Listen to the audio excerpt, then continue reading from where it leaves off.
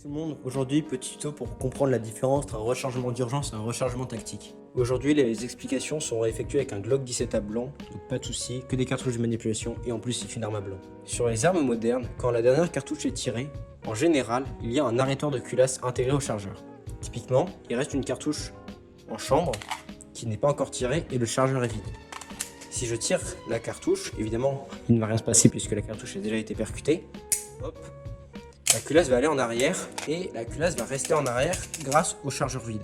Ainsi, on remarque directement qu'il n'y a plus de cartouche dans le chargeur. Dans cette configuration, il est nécessaire d'effectuer deux actions pour remettre l'arme en batterie et donc pouvoir faire feu. Il est nécessaire de changer de chargeur, changement de chargeur avec un chargeur garni, et d'appuyer sur la recteur de culasse qui est juste ici ou de raquer, les deux font la même chose. Donc ces deux actions sont nécessaires, la première pour remettre des cartouches et la deuxième pour mettre une cartouche en chambre. Effectivement, à présent une cartouche est en chambre et l'arme peut faire feu. Un rechargement dit tactique consiste à changer de chargeur alors que l'arme est toujours chambrée, donc prête à faire feu.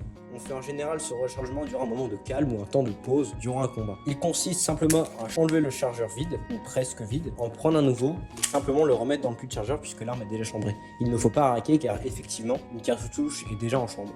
J'espère avoir été assez clair. Sur ce, abonnez-vous et je vous dis à une prochaine.